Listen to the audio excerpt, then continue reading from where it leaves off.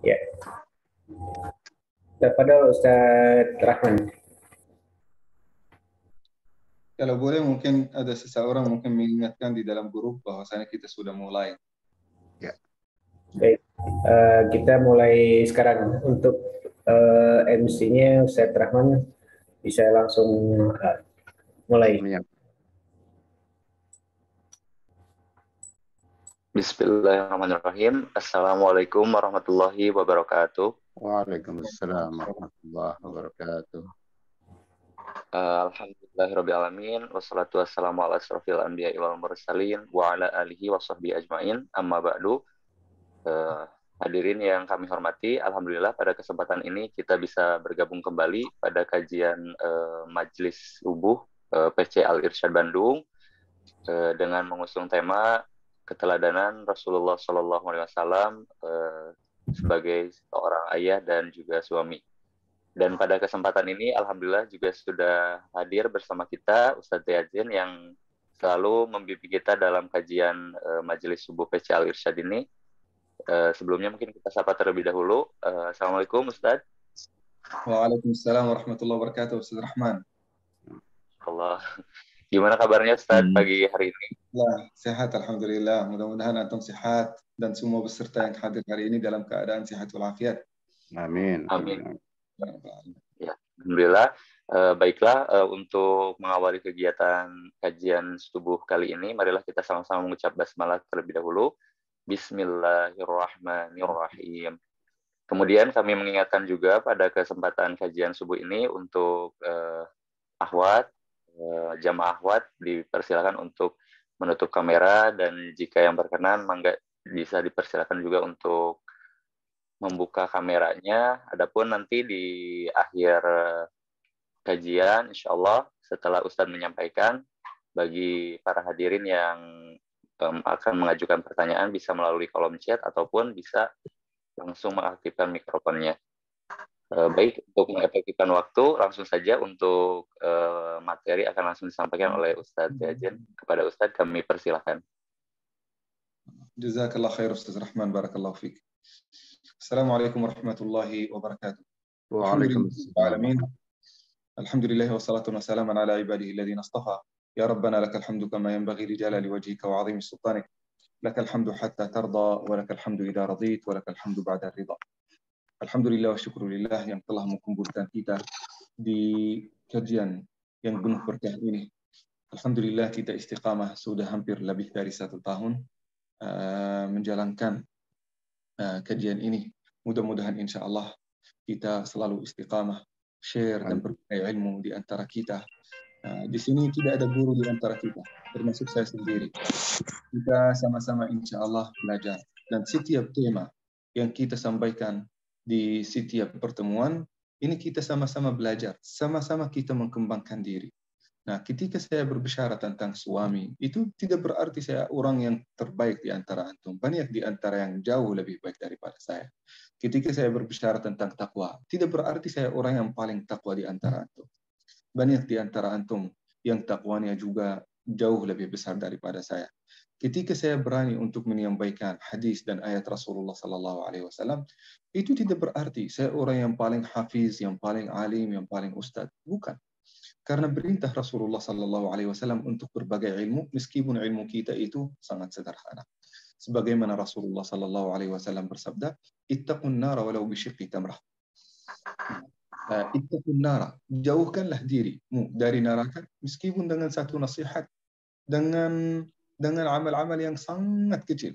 Kita tetap memberikan meskipun kecil kepada orang lain, dan juga apalagi kalau kita memberikan yang terbaik kepada orang lain, di sisi Allah Subhanahu wa taala pahalanya insya Allah sangat besar dan bisa menjauhkan diri kita dari api neraka.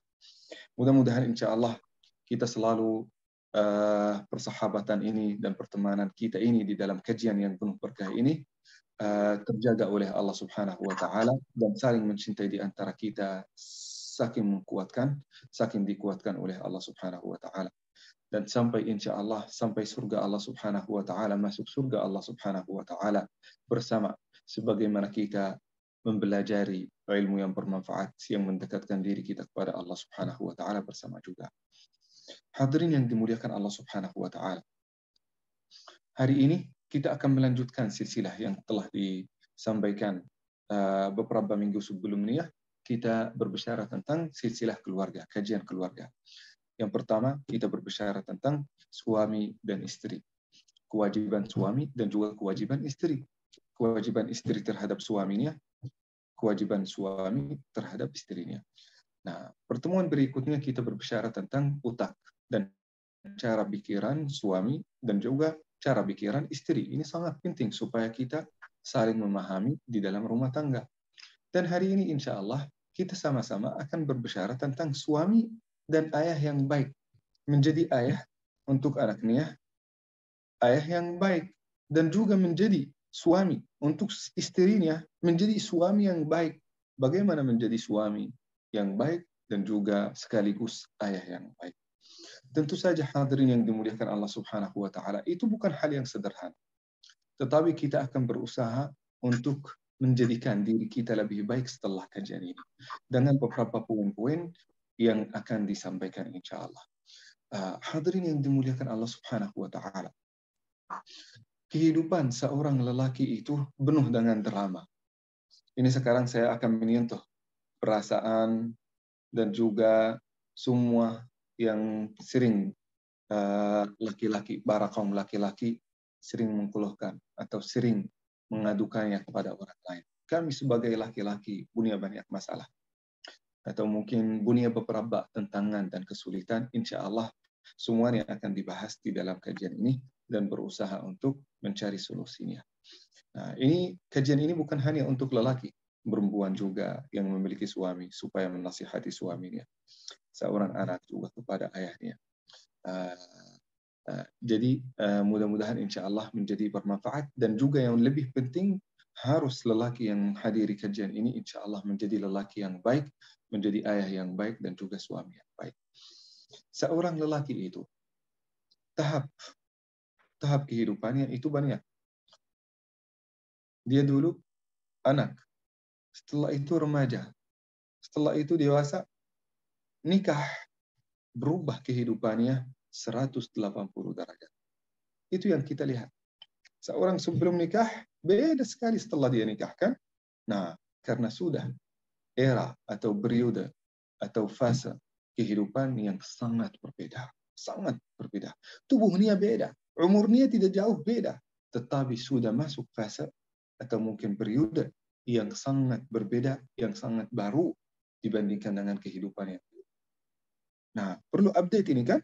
Perlu update dirinya sendiri, merubah sikapnya, merubah kesibukannya, merubah waktunya.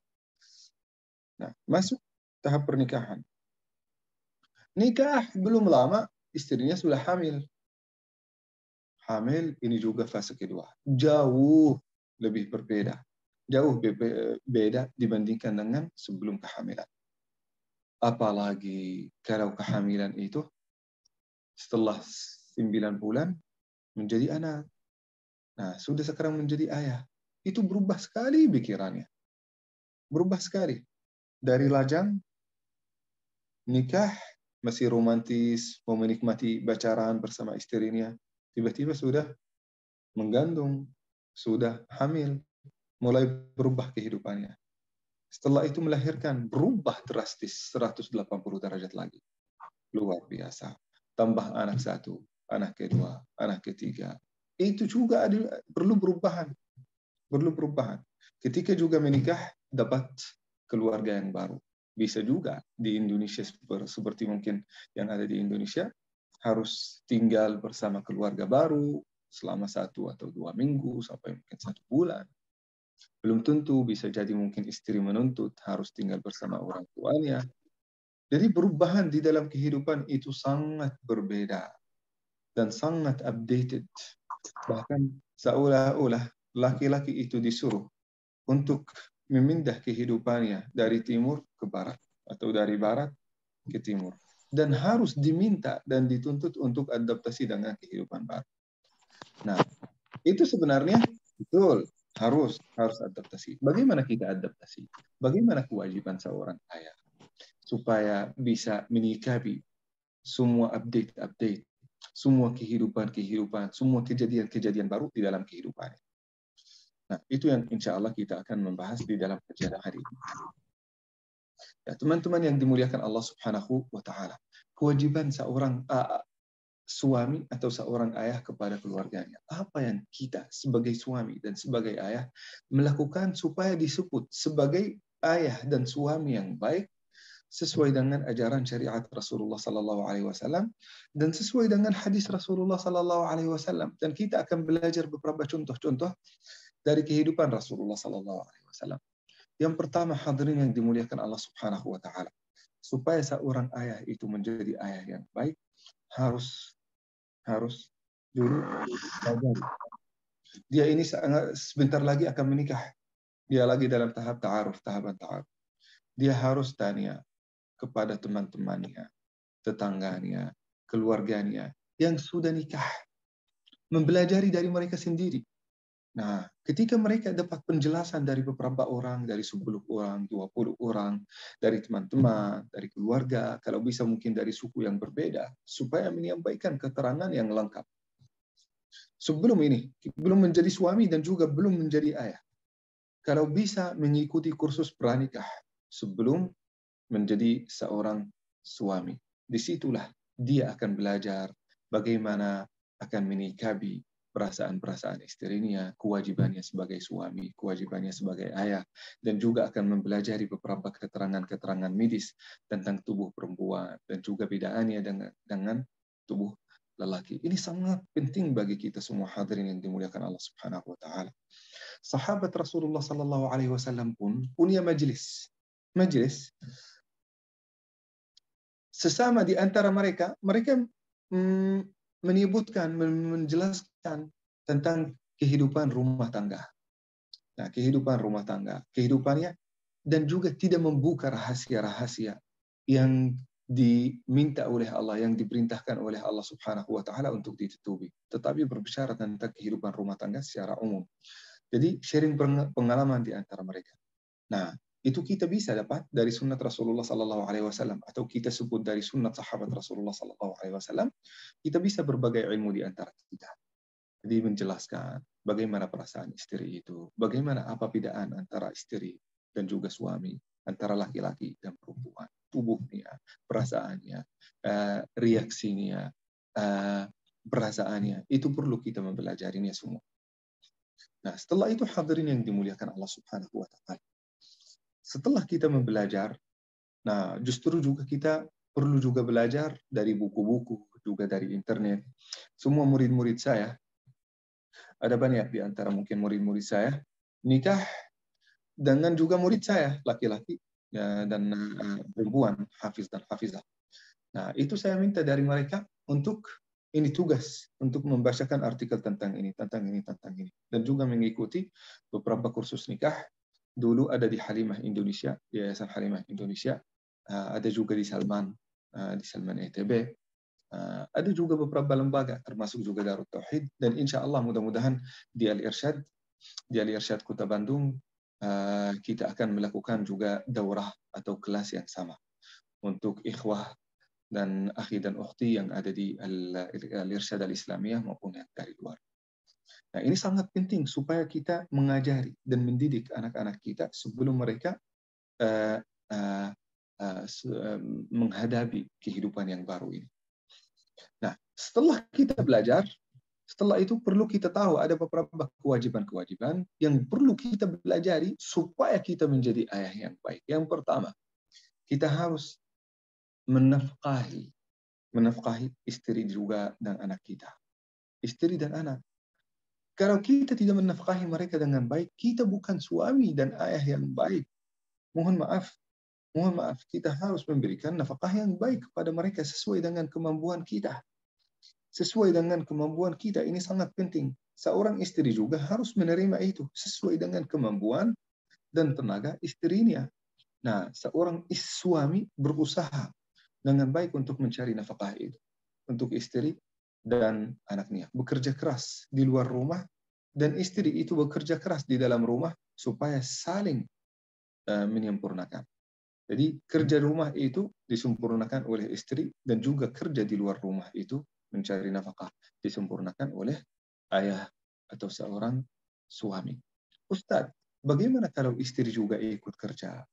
Nah, maka ada beberapa ulama yang berkata, maka nafkah itu kalau dicarikan oleh mereka bareng, oleh suami dan istri, maka nafkah yang dihasilkan oleh istri dan suami digabungkan menjadi nafkah rumah tangga.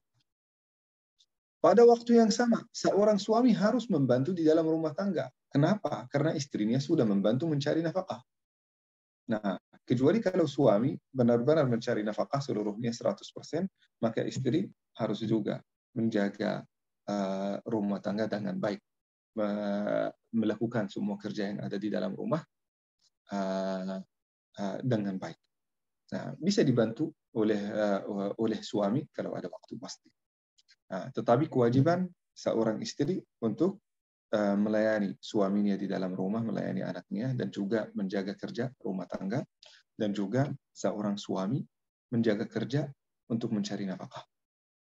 Nah, kecuali saya ulang lagi, kalau dua-duanya bekerja, seorang istri dan seorang suami, dua-duanya bekerja, maka hasil kerja mereka digabungkan menjadi nafkah rumah tangga.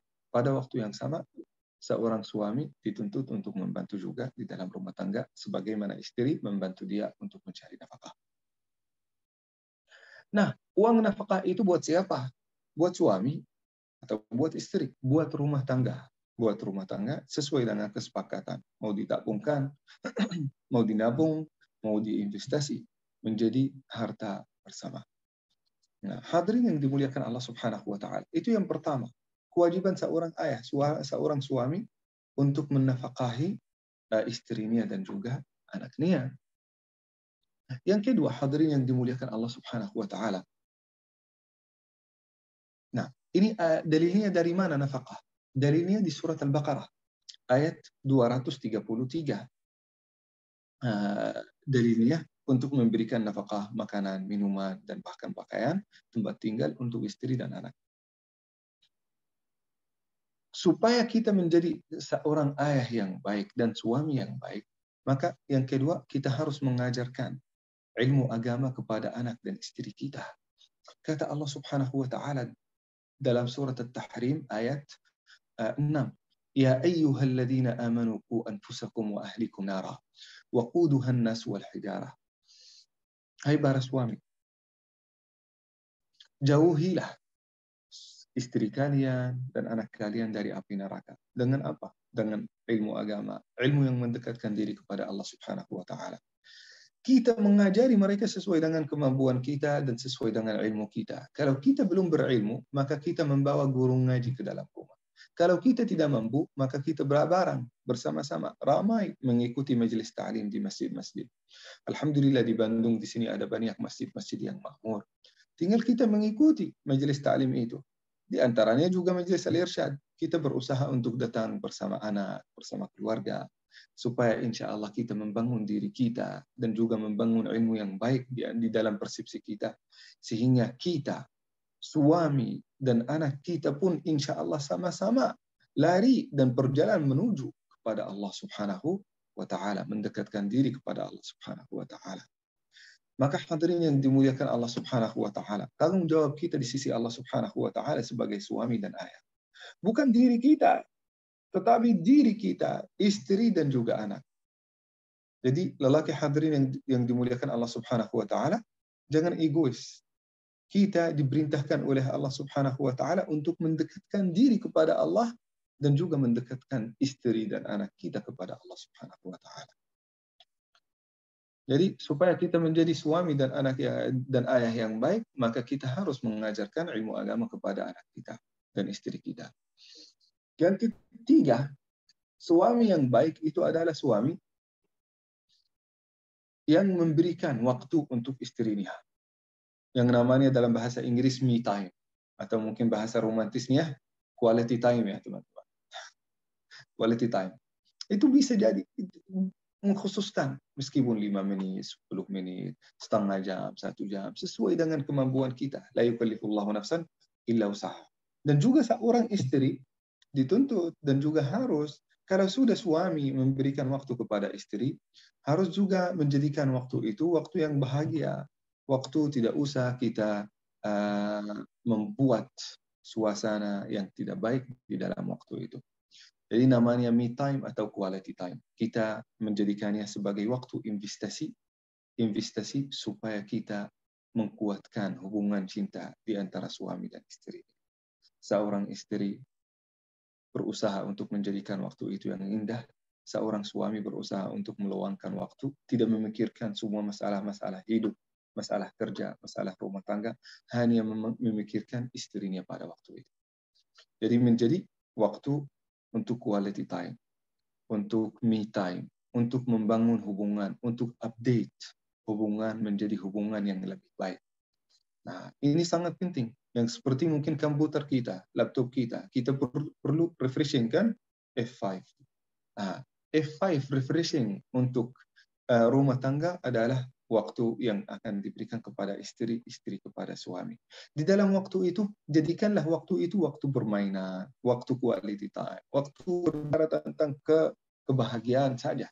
Sebagaimana Rasulullah Sallallahu Alaihi Wasallam menghabiskan waktunya bersama istrinya, terutama mungkin sama Aisyah. Sampai Rasulullah Sallallahu Alaihi Wasallam lari bersama Aisyah. Diriwayatkan oleh Aisyah radhiyallahu anha. Ini di dalam Sahih Al-Bukhari ya. Hadirin yang dimuliakan Allah Subhanahu wa taala. Kata Aisyah radhiyallahu anha, suatu hari Rasulullah Sallallahu Alaihi Wasallam bersama pasukan menyendiri bersama aku. Kata Aisyah. Lalu Rasulullah Sallallahu Alaihi Wasallam mengajak Aisyah radhiyallahu anha untuk bermain. Main itu apa? Lari. Kali pertama Aisyah yang mengalahkan Rasulullah Sallallahu Alaihi Wasallam. Saat itu masih kurus. Setelah sekian tahun gitu, nah diajak seperti biasa, diajak lagi. Ayo kita lari, Aisyah. Kita lihat siapa yang mengalahkan. Nah, Aisyah saat itu sudah pada gemuk. Nah, siapa yang bilang gemuk? Aisyah sendiri bilang, saya karena saat itu sudah sering makan daging, sudah makan banyak makanan gitu. Nah, Aisyah sudah agak gemuk, agak besar. Nah, ketika lari bersama Rasulullah Sallallahu Alaihi Wasallam, maka Rasulullah Sallallahu Alaihi Wasallam mengalahkan Aisyah. Luar biasa. Main Rasulullah Sallallahu Alaihi Wasallam. Nah, padahal Rasulullah Sallallahu Alaihi Wasallam saat itu usia beliau sudah 60-an atau mungkin 50-an tahun. Karena Rasulullah Sallallahu Alaihi Wasallam nikah dengan Aisyah pada umur 52 atau 53 atau 54. Ada beberapa riwayat. Jadi Rasulullah Sallallahu Alaihi Wasallam sudah berumur, sudah lihyatnya atau rambutnya sudah pada putih. Tetapi Rasulullah Sallallahu Alaihi Wasallam masih memberikan waktu untuk istrinya. Meskipun umur istrinya dan umur Rasulullah Sallallahu Alaihi Wasallam itu sangat berbeda. Bahkan di dalam riwayat yang sahih di dalam Sahih Al-Bukhari dan Muslim, Rasulullah Sallallahu Alaihi Wasallam nikah dengan Aisyah pada umur 6 tahun dan mulai mempergauli Aisyah pada umur 9 tahun. Itu mungkin kontroversial, tetapi kita yang akan diperlihatkan di sana adalah umur di antara Rasulullah Sallallahu Alaihi Wasallam dan Aisyah itu terlalu jauh, tetapi Rasulullah Sallallahu Alaihi Wasallam menurunkan pikirannya, menurunkan sikapnya sampai menjadi satu level dengan istrinya sehingga bisa bermain bareng, bisa menghabiskan waktu bareng. Itu untuk apa? Untuk menjadikan kehidupan rumah tangga itu lebih tenteram dan juga lebih bahagia. Ini pesan untuk kita semua hadirin yang dimuliakan Allah Subhanahu wa taala.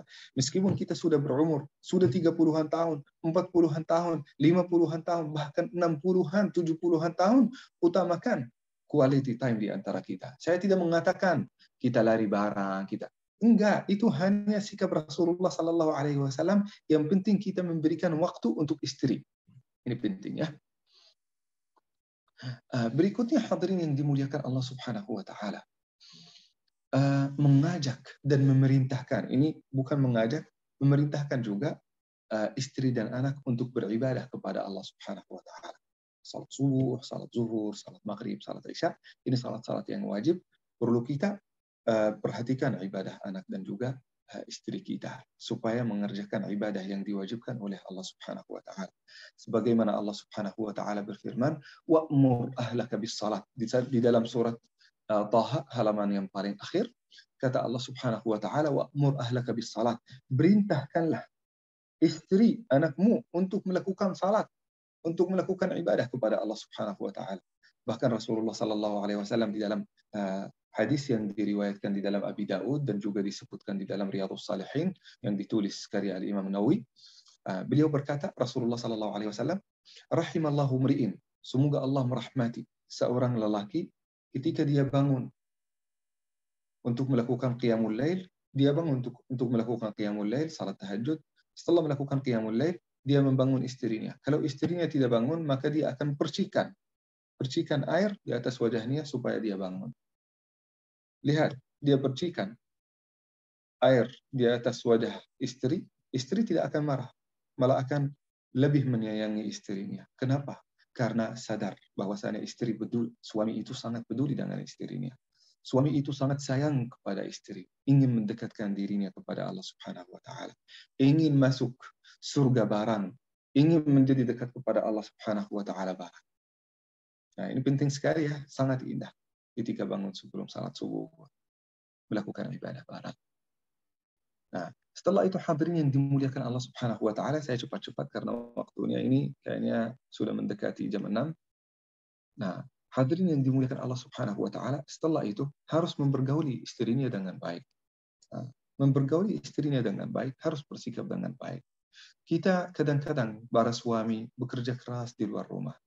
Sampai ke rumah macet. Sudah di dalam kantor ditekan oleh bos, oleh manajer. Di dalam rumah, di jalan itu ditekan karena macet, atau mungkin bisa jadi ada masalah di jalan. Nah, sampai ke rumah sudah capek sekali. Nah, capek itu masalah-masalah harus dilupakan, hadirin yang dimuliakan Allah Subhanahu wa taala. Rasulullah punya sunnat yang sangat indah. Sunnat itu setiap kali masuk rumah dengan doa. Kenapa membacakan doa? Bukan karena doanya sendiri, supaya ingat dengan Allah Subhanahu wa taala. Bertakwa kepada Allah Subhanahu wa taala. Membuang-buang semua masalah-masalah di luar rumah tangga, dijadikan di luar rumah.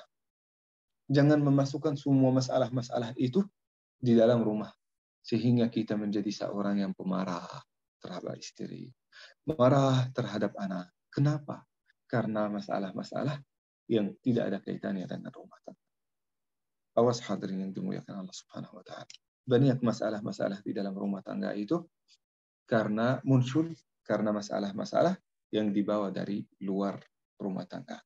Jadi setiap kali kita masuk rumah tangga, kita masuk dengan kanan, dengan kaki yang kanan, lalu kita berdoa kepada Allah Subhanahu wa taala sesuai dengan doa Rasulullah sallallahu alaihi wasallam. Nah, begitu juga keluar dari rumah kita juga dengan doa. Nah, jadi hadirin yang dimuliakan Allah Subhanahu wa taala, itu sangat penting. Jadi kita mempergauli istri juga dan anak dengan baik. Kita sikap dengan baik. Kita selalu senyum. Kita berusaha untuk menjadikan diri kita orang yang bahagia di dalam rumah tangga kita. Nah, setelah itu hadirin yang dimuliakan Allah Subhanahu wa taala, memberikan hak. Hak nafkah itu kita sudah belajari. Nafkah untuk anak, nafkah untuk istri, harus itu kewajiban seorang suami. Ada juga nafkah yang lain, nafkah yang batin. Seorang istri itu punya syahwat sebagaimana suami itu punya syahwat. Jadi jangan egois. Jangan egois. Nah, kita melihat, perhatikan kebutuhan istri dan berusaha untuk memenuhi kebutuhan itu, hadirin yang dimuliakan Allah Subhanahu wa taala. Nah, iya, kadang-kadang terjadi kekhilafan di dalam rumah tangga, perbedaan di dalam rumah tangga. Kita berusaha untuk menjaga hak itu kepada istri dan juga kepada rumah tangga kita. Nah, kecuali kalau mungkin menjadi masalah dan seorang suami ingin membawa istrinya menjadi satu jalan dengan suaminya, taat kepada suaminya, maka boleh berpisah dengan istrinya, berpisah hanya di dalam ranjang, hanya beberapa hari atau mungkin beberapa waktu, lalu sambil juga menjelaskan kepada istrinya kesalahannya apa yang dia diperlukan untuk mengikuti. Dan juga seorang istri harus juga selalu taat kepada suaminya. Selalu satu jalan dengan suaminya, satu tujuan, satu hati. Itu yang membuat kehidupan rumah tangga itu kehidupan yang sangat indah. Seorang suami dituntut oleh Allah Subhanahu wa taala menjadi qawwam. Apa artinya qawwam? Menjadi seorang pemimpin di dalam rumah tangga. Seorang istri harus menerima itu, hadirin yang dimuliakan Allah Subhanahu wa taala, supaya kehidupan itu menjadi harmonis. Jangan sampai ada dua matahari di dalam satu rumah. Itu akan menjadikan konflik di antara seorang suami dan istri. Nah, atau mungkin yang namanya conflict of interest dalam bahasa Inggris. Jadi seorang suami di dalam agama Islam sudah ditentukan kewajibannya. Seorang istri juga sudah ditentukan. Jangan sampai seorang istri ingin masuk di dalam ranah suami, melakukan kewajiban yang diwajibkan oleh Allah Subhanahu wa taala terhadap seorang suami. Begitu juga seorang suami jangan sampai ikut campur dalam tanggung jawab istri terhadap rumah tangga. Setiap orang sudah diberi tanggung jawabnya oleh Allah Subhanahu wa taala, diberi tugas oleh Allah Subhanahu wa taala. Kalau kita ada mungkin masalah di dalam rumah tangga, kita menikapinya dengan diskusi, dengan menentukan seorang suami melakukan ini, sepakat. Seorang istri melakukan ini, sepakat. Supaya kita tidak memunculkan konflik di dalam rumah tangga. Tugas seorang suami menjadi jelas, tugas seorang istri juga menjadi jelas. Dan juga seorang istri dituntut harus satu jalan, satu hati, dan satu tujuan, satu target dengan istri, dengan suaminya. Nah, hadirin yang dimuliakan Allah Subhanahu wa taala. Setelah itu, hadirin yang dimuliakan Allah Subhanahu wa taala, harus mendidik. Seorang suami itu harus mendidik anaknya dengan baik. Harus peduli dengan pendidikannya, peduli dengan sikapnya, peduli juga dengan temannya. Peduli dia teman dengan siapa, ini di dalam sekolah seperti apa, saya mau menjadikan dia di masa depan terarah ke arah apa. Harus peduli juga kalau bisa juga peduli dengan istrinya, peduli dengan istrinya. Setelah itu, hadirin yang dimuliakan Allah Subhanahu wa taala, suami dan ayah yang baik harus berusaha untuk menjaga hubungan yang baik dengan keluarga istrinya dan keluarga suaminya. Iya, kadang-kadang mungkin terjadi kekhilafan. Nah, karena ini mungkin keluarga yang baru, sikapnya baru, tujuannya baru. Mungkin dari latar belakang yang baru, kita berusaha untuk menjalankan syariah Allah Subhanahu wa taala di dalam hubungan kita. Syariah Allah Subhanahu wa taala itu harus diutamakan. Kita harus menasihati mereka dengan baik, dengan cara yang terbaik. Kalau mereka tidak mau mengikuti, maka kita sudah melunasi kewajiban yang diwajibkan oleh Allah Subhanahu wa taala atas kita semua. Hadirin yang dimuliakan Allah Subhanahu wa taala. Seorang suami juga harus berusaha untuk membantu istrinya, berusaha juga untuk membantu anaknya, membantu anaknya untuk melakukan tugas, membantu anaknya untuk menjelaskan semua kehidupan, semua perubahan yang terjadi di dalam kehidupan mereka sendiri. Anak-anak kita, hadirin yang dimuliakan Allah Subhanahu wa taala, itu kehidupan mereka terdiri dari banyak tahap. Tahapan pertama, setiap tahapan itu perlu pemahaman yang sendiri. Saat usianya masih 1 tahun, 2 tahun, itu pemahamannya beda dibandingkan dengan dari 2 sampai 3 sampai 5 tahun. Dari 5 tahun sampai 7 tahun itu juga era yang baru. Dari 5 tahun sampai 12 tahun itu era yang baru. Dari 12 tahun sampai 18 tahun itu perlu pemahaman yang baru. Setelah 18 tahun juga perlu pemahaman yang baru.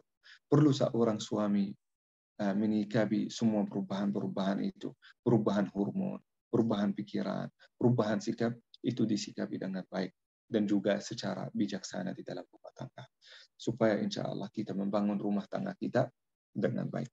Itu kewajiban kita sebagai seorang suami dan ayah.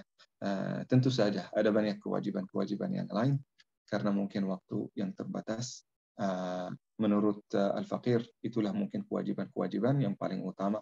Mudah-mudahan menjadi ilmu yang bermanfaat bagi kita semua, dan semua ayah-ayah dan suami-suami yang menghadiri kajian ini. Mudah-mudahan insya Allah menjadi suami yang baik dan ayah yang baik, suami yang baik untuk istrinya dan ayah yang baik untuk anaknya. Wassalamualaikum warahmatullahi wabarakatuh. Wa jazakumullahu khair. Waalaikumsalam warahmatullahi wabarakatuh. Jazakumullah Ustadz atas materi yang sudah diberikan. Insya Allah ya, kita semakin tahu gitu ya apa yang seharusnya dilakukan sebagai seorang suami ataupun ayah dalam kehidupan berkeluarga.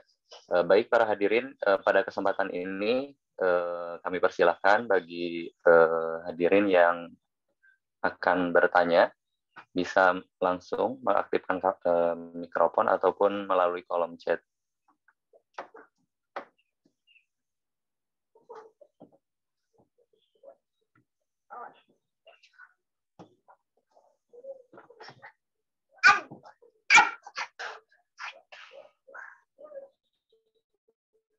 Ya, sepertinya belum ada pertanyaan yang masuk. Mangga Bu. Ya, silahkan. Ibu Madihah. Silahkan Ibu Madihah. Insyaallah Ibu Madihah yang paling aktif ya ini, Masya Allah. Insyaallah. Belum terdengar Suaranya belum.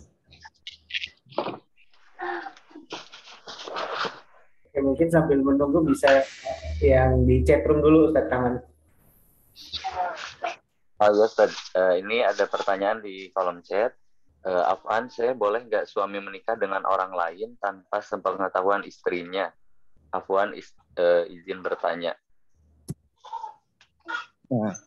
Nah, sebenarnya kita di sini akan berbicara tentang rumah tangga yang baik. Mungkin rumah tangga yang baik itu harus berdasarkan kesepakatan mungkin ya. Seorang suami itu supaya bisa membangun ikatan cinta, saling percaya, saling mencintai, dan juga saling percaya di antara mereka, ada kepercayaan di antara mereka, maka harus berdasarkan kesepakatan. Jadi seorang suami jelas sekali, jelas, jujur dengan istrinya. Seorang istri juga sama, harus jujur dan juga jelas dengan suaminya. Disitulah akan terbangun ikatan silaturahim dan ikatan cinta yang sangat kuat antara suami dan istri. Sebenarnya di dalam agama Islam, di dalam syariah, kalau kita bilang boleh, boleh sebenarnya, boleh. Tetapi kurang afdal. Apa artinya kurang afdal? Kurang afdal. Tidak direkomendasikan oleh Allah Subhanahu wa Ta'ala. Bukan mustahab. Yang lebih baik kita sepakat dengan istri. Tetapi apakah itu wajib? Tidak wajib. Nah, boleh silahkan nikah karena itu hak seorang suami untuk nikah 1, 2, sampai 4. Tetapi sesuai dengan kemampuannya. Sesuai dia sudah memberikan nafkah yang terbaik kepada istrinya dan anaknya. Dia sudah melunasi kewajibannya terhadap istri pertama. Nah, dia punya sekarang si'atun fil rizq. Rezekinya lebih banyak. Bisa menafkahi 2 orang, menafkahi 2 istri, dan juga anak-anak yang akan dilahirkan dari 2 istri ini, dari 3 istri. Maka silakan bisa memberikan nafkah lahir dan batin. Lahir, kita memberikan nafkah harta, nafkah rumah, nafkah tempat tinggal, pakaian, dan juga nafkah batin di dalam ranjang, sehingga kita bisa memuaskan kebutuhan semua istri-istri yang dimiliki oleh suami ini. Nah, kalau bisa melakukan itu, maka silahkan.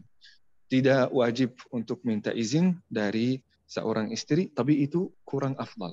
Lebih afdal kalau kita berdasarkan kesepakatan dengan seorang istri.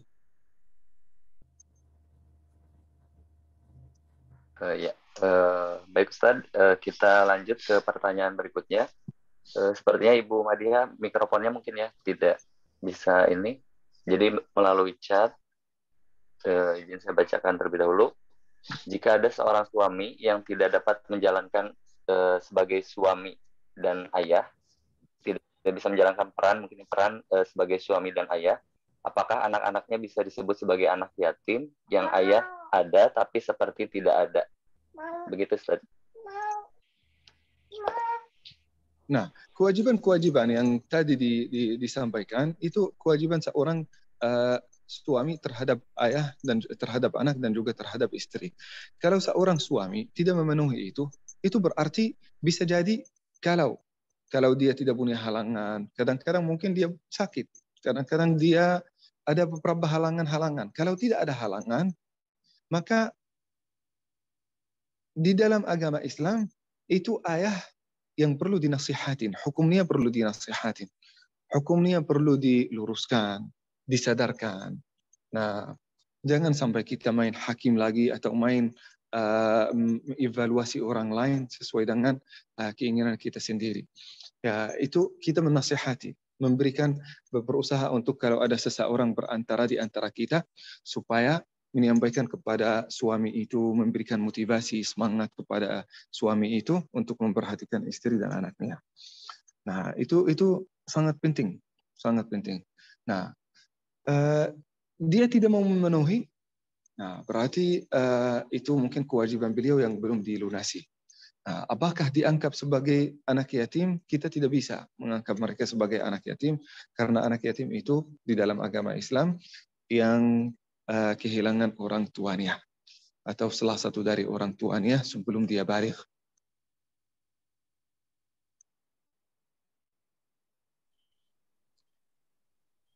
Ya, baik, Ustaz.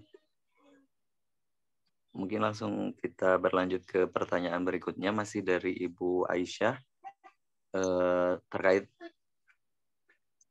boleh tidak seorang itu memaksa orang lain untuk menikahi anaknya? Tidak boleh memaksa orang lain untuk menikahi anaknya. Maksudnya seorang memaksa orang lain untuk menikahi anaknya. Gimana ini menurut Ustaz Rahman?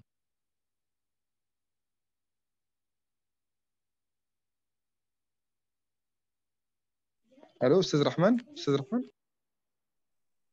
Ya, baik, Ustaz, sepertinya untuk pertanyaan yang ada di kolom chat sudah.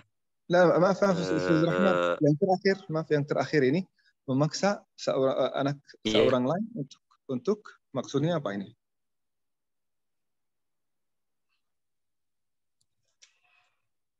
Pertanyaan yang tadi, boleh tidak seseorang itu memaksa orang lain untuk menikahi anaknya? Ya, tadi saya tanya tentang artinya, tapi ya untuk yang saya mengerti dari ini, seorang memaksa orang lain untuk menikahi anaknya kepada orang lain. Nah, tidak boleh, paksaan di dalam pernikahan tidak boleh di dalam agama Islam, sangat tidak boleh. Nah, sangat tidak boleh. Dan juga Rasulullah SAW juga pernah bersabda, al-bikru tusta'adhan. Al-bikru tusta'adhan wa thayyibu tusta'mar. Jadi seorang perempuan itu tidak boleh kita memaksa dia untuk nikah sama siapapun. Jadi kita minta izin dari beliau sendiri dan berusaha untuk minta persetujuannya terhadap calon imamnya. Tidak boleh memaksa siapapun untuk nikah. Silahkan berikutnya. Oh iya. Berikutnya ada dari Ibu Neneng. Apakah ayah sambung berkewajiban untuk menafkahi anak sambungnya padahal masih ada ayah kandungnya? Nah, itu mungkin kewajiban seorang ayah kandung. Tetapi kalau ayah sambung itu mau memberikan nafkah, itu termasuk sedekah. Dan sedekah termasuk sedekah yang terbaik. Karena kepada seseorang yang benar-benar membutuhkannya. Nah, ayahnya tidak memberikan nafkah apapun. Tetapi ayah sambung itu sudah memberikan nafkah-nafkah yang dibutuhkan oleh anak sambungnya. Ini termasuk di antara sedekah yang terbaik. Tapi apakah itu kewajiban? Kewajiban kalau dia sudah tidak ada orang lain yang akan membantu orang ini kecuali ayah sambung, maka wajib. Menjadi wajib. Karena tidak ada orang lain supaya kita menjaga kehidupannya dan juga menjaga anak ini, maka harus dinafkahi oleh ayah sambung. Dan tetap itu ayah kandung itu berarti ini berdosa karena dia tidak tanggung jawab.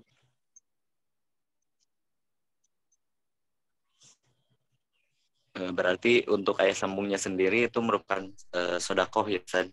Tapi kalau misalnya sudah tidak ada yang menafkahi, berarti bisa menjadi wajib juga. Menjadi wajib, betul. Selanjutnya dari Bapak Saiful, kalau seorang istri susah untuk dinasehati, bagaimana cara menasehatinya, Ustaz? Nah, harus kita apa artinya susah? Tadi sudah dijelaskan di kajian sebelum ini. Utak laki-laki dan juga utak perempuan itu sangat penting untuk komunikasi dengan seorang istri. Kita tahu kenapa dia susah. Kenapa susah? Ini pertanyaan yang sangat penting harus dijawab. Kenapa dia susah? Sebelum kita menasihati kenapa susah. Nah, kalau kita sudah tahu alasan itu, kita akan mencari solusi untuk kenapa sebelum kita menasihati. Kenapa? Bisa jadi karena kurang ikatannya masih kurang, cinta masih kurang, me time, quality time masih kurang. Bisa jadi kewajiban kurang. Kebutuhannya apa? Nah, kalau kita sudah memberikan semua yang dibutuhkan oleh istri, insya Allah komunikasi dan juga nasihat kepada istri insya Allah akan tersampaikan. Dan juga harus seorang istri itu harus mengetahui dan sadari bahwasanya orang yang paling dekat kepada dia di dalam dunia ini adalah suaminya. Dan orang yang dia harus taati di dalam dunia ini adalah suaminya, di atas orang tuanya bahkan, di atas ibu dan bapaknya. Jadi harus seorang istri harus patuh dan juga taat kepada suaminya. Nah, suami usahakan untuk tahu kenapa susah dan berusaha untuk berkomunikasi dengan baik dengan seorang istri. Nah, kadang-kadang mungkin ada permintaan ya, kadang-kadang ada kesalahan dari istri, kadang-kadang ada kesalahan dari suami. Nah, kita harus menyikapi itu dengan baik dan sebagaimana kita melihat kesalahan orang lain, harus juga berusaha untuk melihat kesalahan diri kita sendiri. Nah, dan kita harus jujur dalam evaluasi itu. Nah, saat kita tanya diri kita sendiri kenapa susah, itu insya Allah akan pecah masalah ini. Kalau kita sudah tahu kenapa, pasti kita akan menemukan solusinya. Mungkin langkah awal tadi yang Ustaz sampaikan untuk komunikasi gitu ya, memperbaiki komunikasi dan kualitas kebersamaan juga ya, Ustaz. Jadi sebelum menyampaikan ajakan ataupun arahan kepada istri juga, kalau ada kendala berarti bisa jadi ada masalah juga di komunikasi ataupun kedekatannya juga ya, Ustaz. Betul Ustaz, betul. Kalau mungkin istri itu sudah benar-benar sudah tidak taat, tidak mau dengar apapun, meskipun sudah semuanya dilakukan, maka ada beberapa mungkin punishment yang disebutkan di dalam surat An-Nisa, yaitu menghajar, artinya al-hajar, bukan hajar ini pukul, artinya al-hajar artinya memisahkan ranjang mereka mungkin beberapa waktu aja, bukan memisahkan rumah. Kalau memisahkan rumah itu sudah parah ya. Misalkan mungkin tempat istirahat. Setelah itu kita berusaha kalau ada mungkin komunikasi dengan baik, diskusi dengan baik.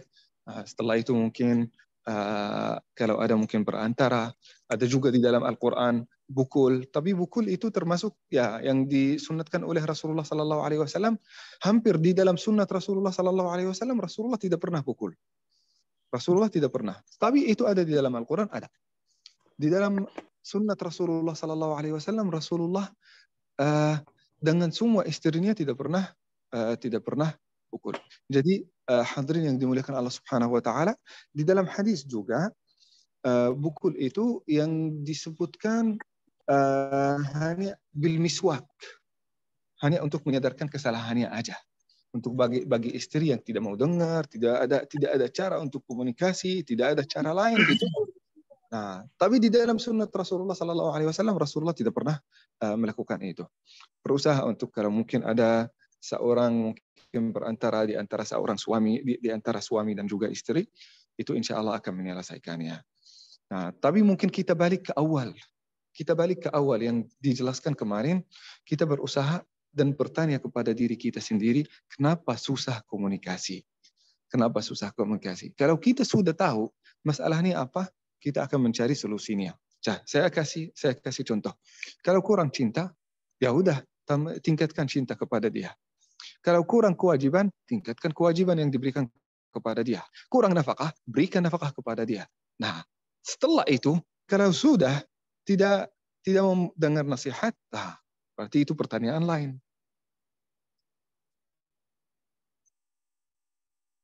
Ya, silakan. Ya,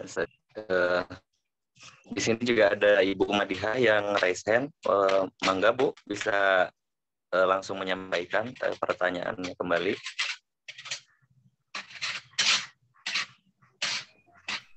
Belum bisa terang. Kayaknya mungkin dari chatroom lagi. Enggak kedengeran.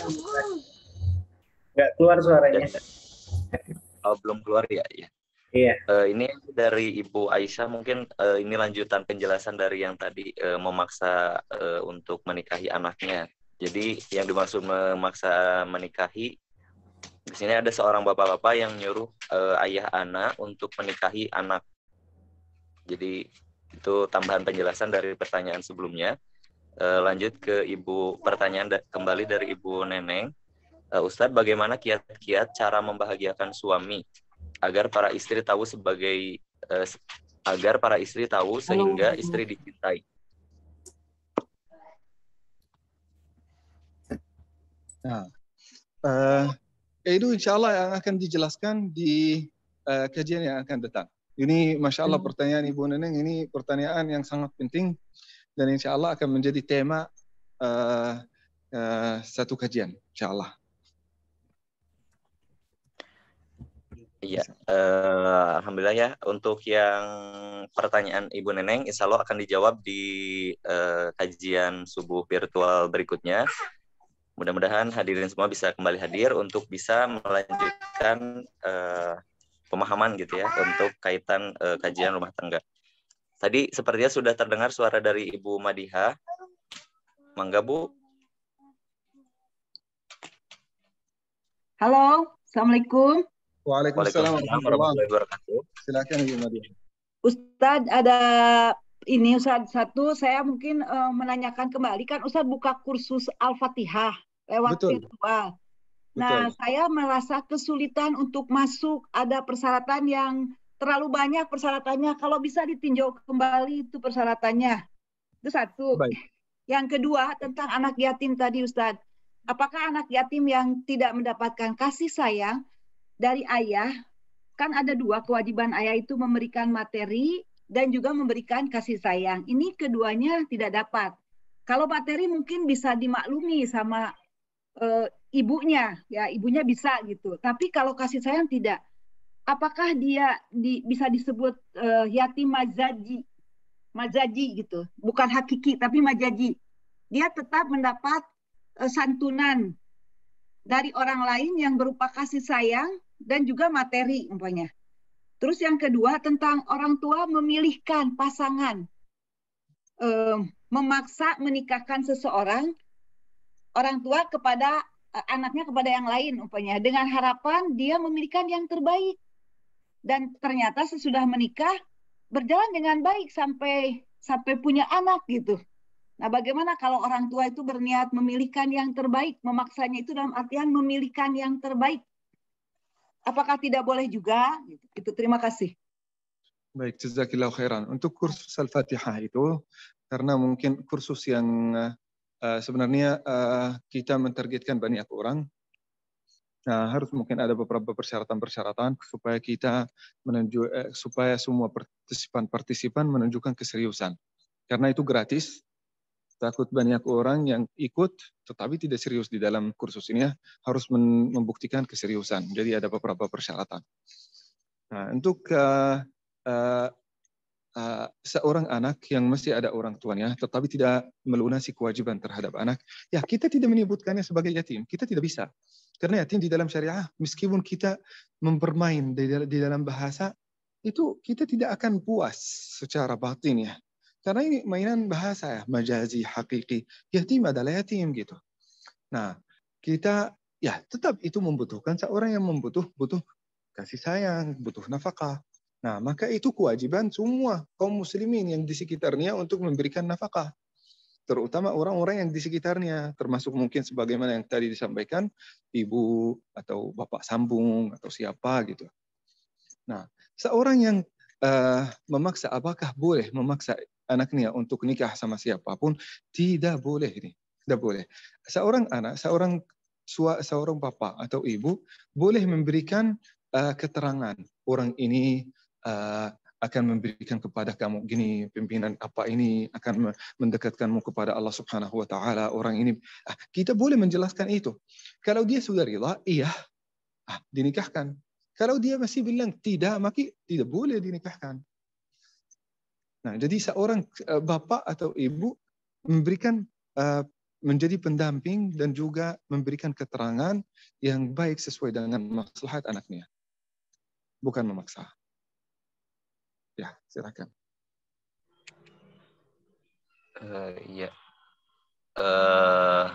Sepertinya semua pertanyaan sudah terjawab, ya Ustaz. Jadi mengenai anak yatim, kemudian juga terkait dengan memaksa untuk menikah. Ya sudah. Barangkali dari Bapak Ibu ada pertanyaan satu lagi.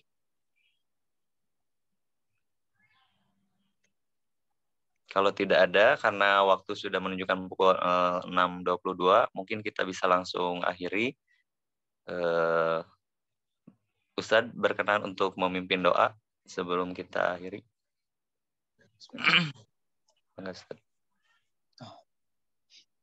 Alhamdulillahi Rabbil Alamin.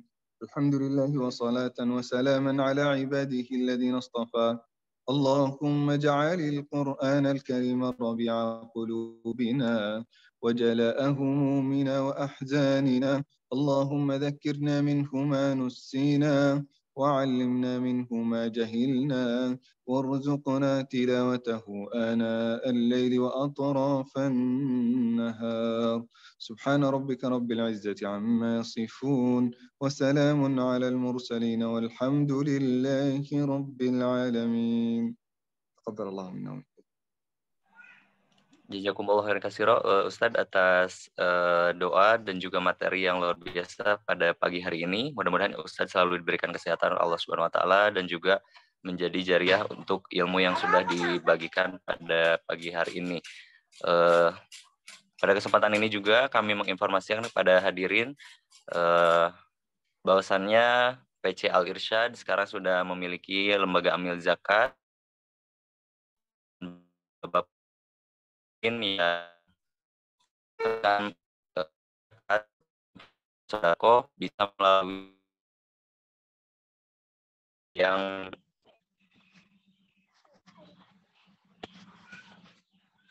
sekarang sudah ada.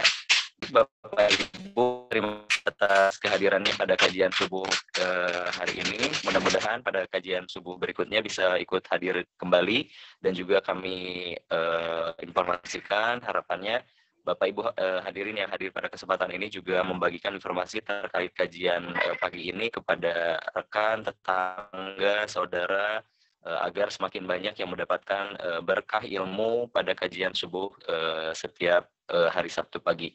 Baik, kita akhiri majelis ini dengan mengucap hamdalah, alhamdulillahirabbil alamin, istighfar, astaghfirullahaladzim, dan doa akhir majelis, subhanakallahumma wa bihamdik, asyhadu an la ilaha illa anta, astaghfiruka wa atubu ilaik. Wabillahi taufiq wal hidayah, wassalamualaikum warahmatullahi wabarakatuh.